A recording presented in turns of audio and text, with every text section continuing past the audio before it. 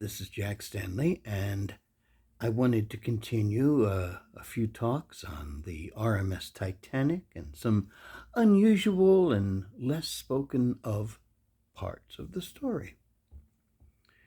And I wasn't going to talk about this part of the story, but I got questions on it.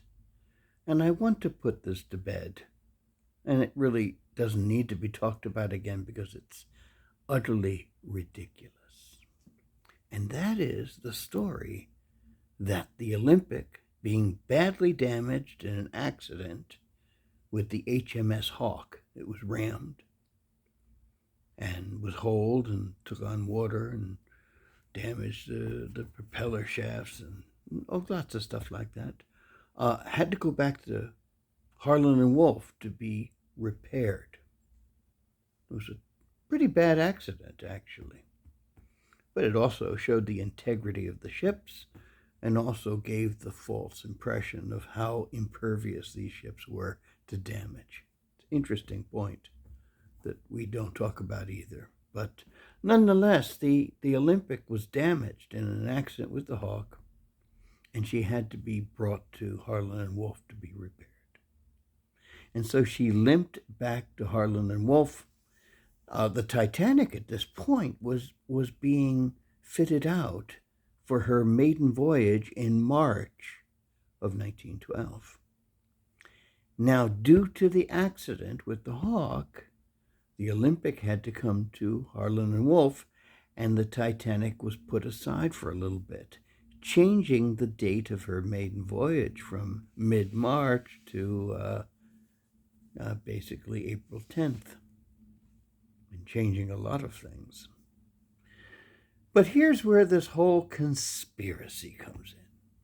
They said upon inspection, they noticed that the keel was bent and that there was great damage to the Olympic, and she would always list a little bit to port. And the other thing was that she would never pass Board of Trade inspection.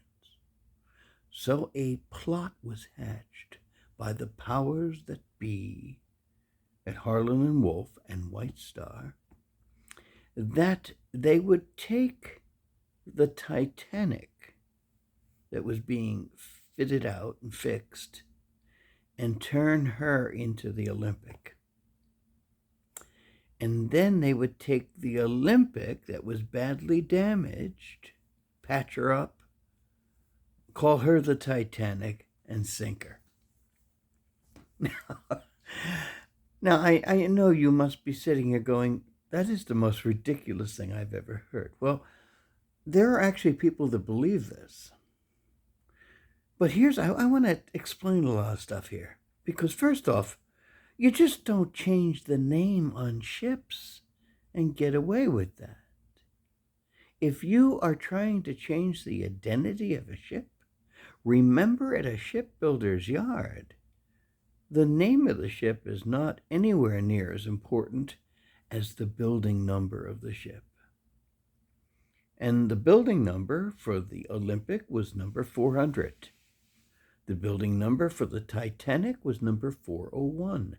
So everything on that ship is stamped or written on or embossed with the numbers 400 or 401. And in the case of the Olympic, everything there on the ship is 400. And everything on the Titanic is 401. Even the propellers. Now, here's something that's very, very interesting. According to this conspiracy, over the course of a week or two, the identities of the ships were changed, and all the various stuff that could be taken back and forth was changed. And there you have it. And it was done. But there's a few problems here. If you go and take a look at some of the artifacts that exist from the Olympic,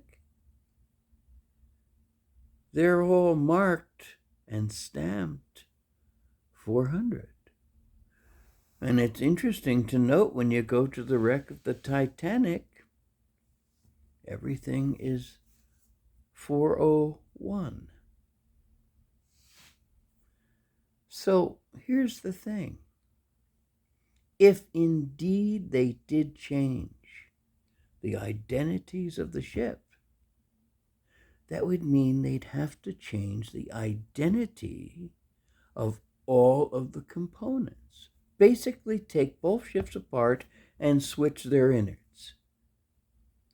This would take a year. And according to the conspiracy, it only took, what, a week? Which is insane. It's nonsense. It's a cute story, but it holds no water. And so that conspiracy, which has gone on for quite a while still, the book came out about this, I think it was in the late 70s or early 80s. I remember when it came out and everybody was like, whoa.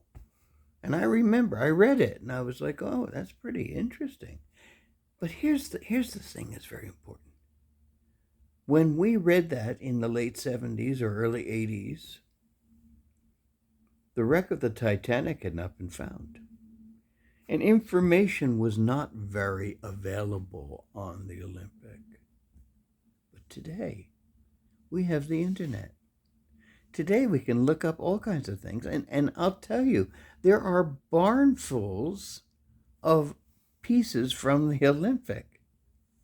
And guess what? They're marked 400. And as I said, even most recently, they just did that wonderful scan of the Titanic wreck, and they pointed out one of the builder's numbers right on the propeller.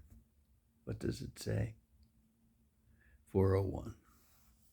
Now, of course, they might even try to add to this story by saying, yes, that was a propeller from the Titanic. It was put onto the Olympic because it had that damage. But that's all nonsense. Just remember the fact. The Titanic was the Titanic, the Olympic was the Olympic, and nothing changed. No matter how exciting or how unique this conspiracy is. And believe me, there's a film made about this, and there's constant talk about it, but it's just too ridiculous for words. And do remember this, one last point before I go here. With a conspiracy requires that the story be slightly altered to fit the conspiracy. And anything that can damage the credibility of the conspiracy is left out. That is why there's very little mention of anything dealing with builder's numbers. And there's very little dealing with many of the other aspects that could damage that conspiracy. So, just so you know, and I don't want to ever mention this silly thing again, the Titanic was the Titanic. The Olympic was the Olympic. The Titanic is 2.5 miles down at the bottom of the Atlantic with many things marked 401. And there are many things to this day in collections from the Olympic that are marked 400. Case closed.